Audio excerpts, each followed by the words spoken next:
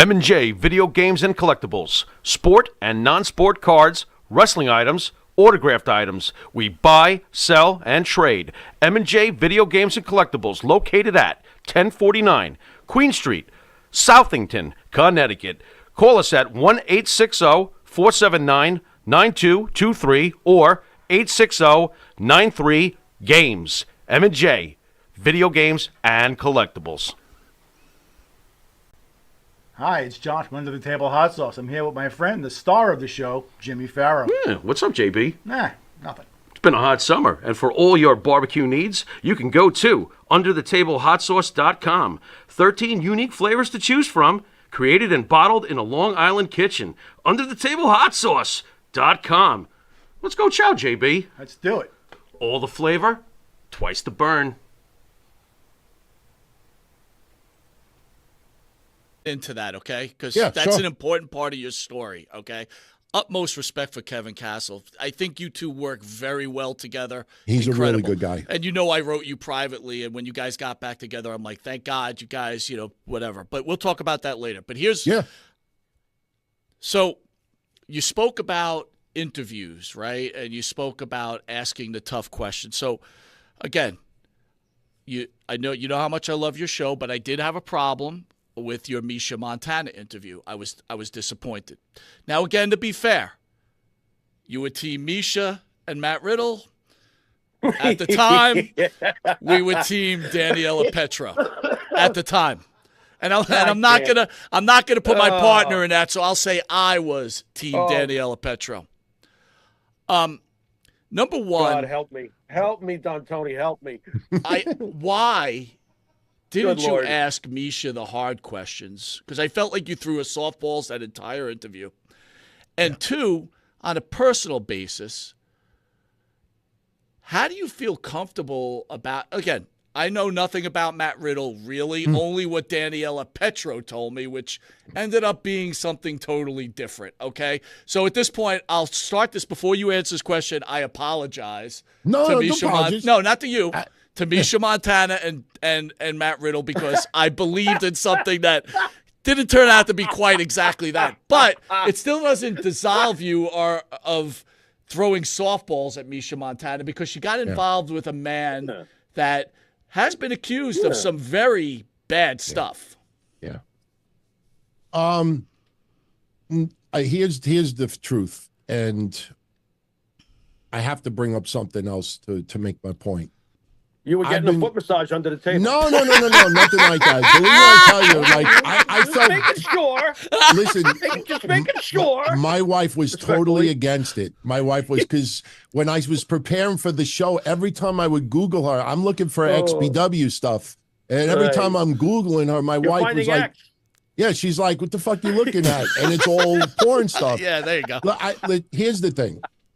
I've been doing this since '97. And I did a couple of interviews when I was pushing XPW. Outside of that, the only interviews that I had ever done, was Conan, when me and Georgianne did the drive to raise money so he could get his transplant. Cool. Trina Michaels, who was an adult film star that was trying to get in TNA at the time, just called in as a regular caller to one of our episodes, and we were just chatting about wrestling. But I don't do interviews. I don't ever do interviews. Never. So with the stuff with Misha Montana, I felt bad because she's got a special needs kid, because she had some serious health issues. And, I had talked to her quite a bit behind the scenes, and I saw, no pun intended, a lot of people ganging up on her. And, I said, why don't you, No pun intended. No pun intended. I'm sorry. You left the door just a little bit open there. What is that? Yeah, it's a salami. It's my salami. This is a pretty big salami. I think I banged myself in the mouth with it too. No, the thing is, the thing was, I had talked to her a lot about it. And I said, why don't you come on? We'll talk about XPW, talk about other stuff. Then I started thinking about it. I'm like, okay, Matt Riddle's got to be a topic of conversation, because he obviously was suspended for the wellness program.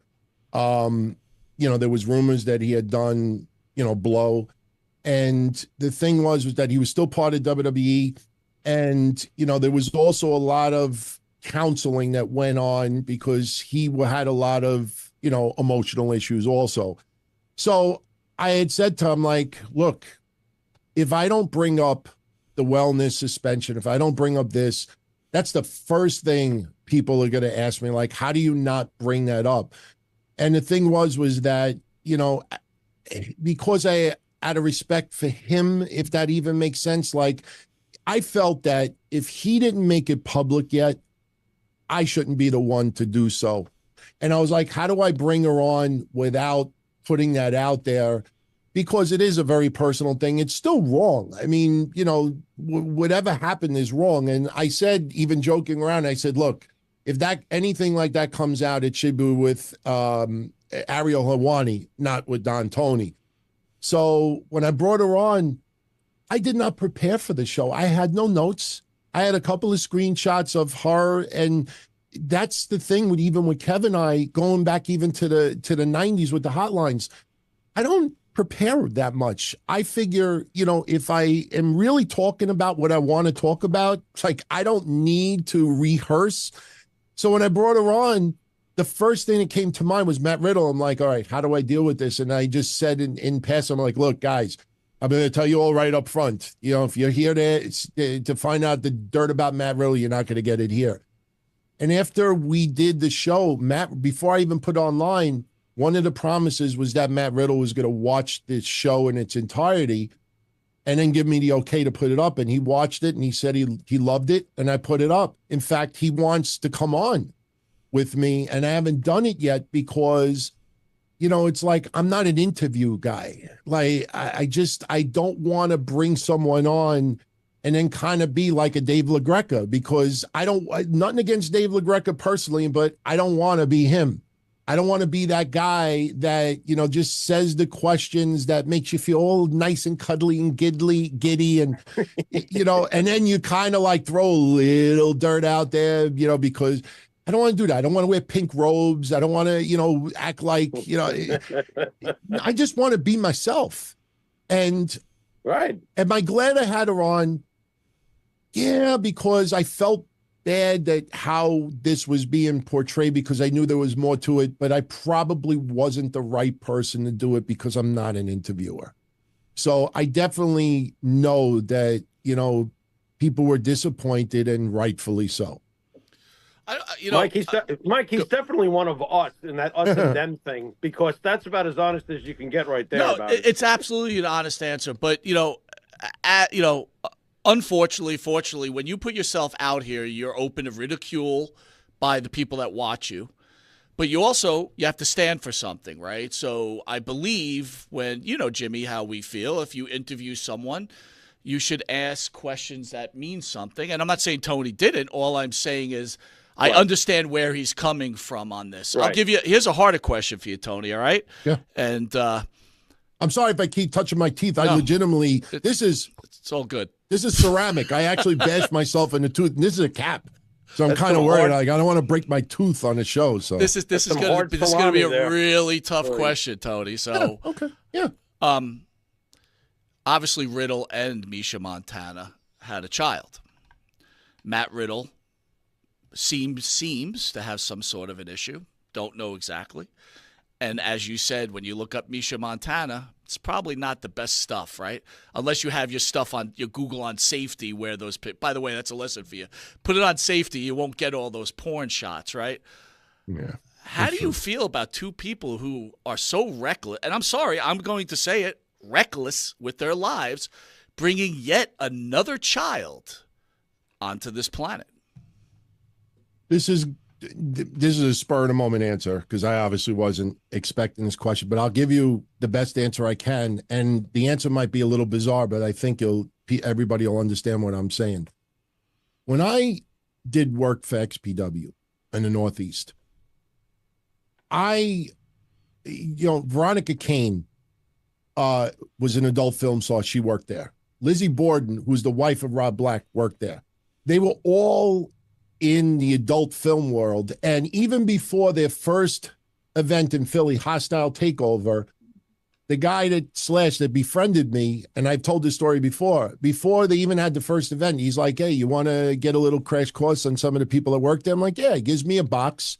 I didn't even look at it. I take it home, I open it up, and it's all these porn films with all these women. And I'm looking at them like, and this is not the standard guy on girl, girl and girl. This is like really extreme.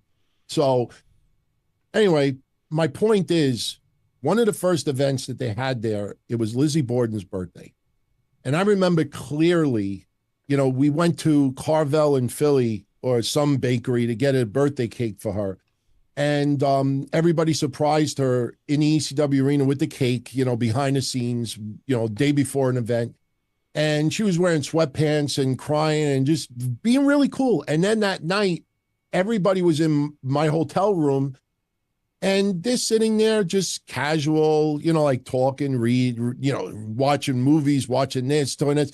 And I'm looking across the room and I'm like, man, this girl got banged by 8 people. And she's like one of the most down-to-earth people. Like you would like, it humanized, not saying that there's anything wrong with the adult film world, but my point is that when I saw them out of their element, it really showed me that, wow, I could never date someone who is an adult film star, because I am not sharing, my wife with someone else, even if it's a job. But I saw that, at the end of the day, they have the capability and the personality and the brains that they can put that off. And now this is, real life. And I kind of felt that same way with Misha Montana. Like I talked to her for hours and hours and hours, multiple times before we even thought about doing an interview. And because the first time we even interacted, when I first heard about the situation, and I know I had said something on one of my shows, she thanked me and we started talking. And the more I talked to her, I was like, she's just like a down-to-earth person, just like anybody else. Outside of the adult film industry, you would have never thought that that's what she did. So, I look at it like this. And this is nothing against her. This is nothing against Riddle. It's nothing against Pietro or the others. That's a life that I will never understand.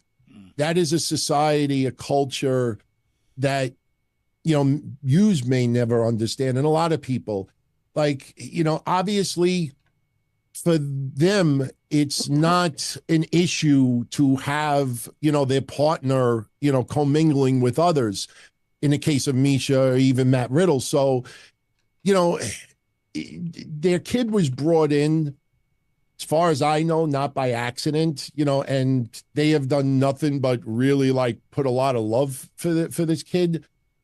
I can't, let me put it this way. If I'm going to criticize them, I'm going to criticize someone who is living on welfare, getting EBT and has 6 kids and doesn't get a job and is like, you know what, let me, have another kid because I want another kid. There's so many different groups where, they bring kids in the world that probably have no business bringing them in. So, and you see even with a lot of areas where there seems like even no hope, for people to get a job or have a success or have a future and try to break out of that. So, to me, it's just, hey, in a lot of cases, it could be a whole bunch of hot mess, so, I can't justify it. I can't criticize it because I know that there is a lot of different people who bring people in the world, and you see them and you say to yourself, how could you have a kid when this is going on, or you're dealing with this, or you got this it just can't explain it. I can't answer it, but, I always looked at them beyond, that extracurricular activity. But I will say this, that's Matt Riddle's type. You know what I mean? Matt Riddle, that's his type. They get along great. Why do 2 people get together? Sometimes it's just, you can't explain it. I wish I had the perfect answer for it, but for me, I didn't look at her as an adult film star who is dating a wrestler who likes to party and this and that. I think, their worlds kind of, and plus I'll say this too, and this is not in defense of them. They've gone through a lot of personal issues in relationships too. So I think it's also a case where you had two people who had a lot in common, and there were, I don't want to use the D word, but there was a lot of, dare I say, depression, or there's a lot of, consoling each other and going through similar experiences. And I think that helped them click together as well. I think that's a fair statement considering what I know. I give Matt Riddle a lot of credit. The fucking guy deserves a medal, at least before he met Misha Montana anyway, right, Jimmy? Oh, yeah, absolutely. 2 medals. 2 medals. Hey, Tone, let's I deserve a medal. I deserve a medal for stupidity. I'll give you like 5 medals just for enduring the whole thing without killing yourself. How's that sound? All right. I'm not defending any of the other women that were involved, but I will say this. When you're in the middle of, something that really emotionally hurts you, sometimes you don't look at things in a clear vision, or sometimes you interpret something a little bit different. So I don't think, I think her name is Danielle, and I don't think they were completely being, inauthentic. I think in some cases, this is what they believed. Look, I remember early on where one woman said something like, you said you were going to do this, and you said you were going to marry me, and you said we were going to have this. And I immediately thought like Howard Beach when I was growing up, like a guy breaks up with a girl. You told me you were going to do this. You told me you're going to put a ring on it. You know what? I changed my mind. You're a nice guy. Here's the word for it. You ready? Batshit fucking crazy. That's what it is. That's what it is. Believe me, I witnessed it firsthand in a very short time. So it's called batshit crazy. That's why I live in a boring life doing hotlines, because I don't like controversy. Honestly, the reason why I'm so authentic in what I do is because I'm not a good liar. I'd rather not lie in drama. I mean, I went through a lot of immaturity. I mean, that's why I burned through a bunch of hosts back in the day too, because I definitely have my issues also. I mean, I'm old enough now to come to terms, that I wasn't the easiest person to deal with, but I try to stay away from drama. I hate drama. I don't even like bringing it up on shows. So why don't you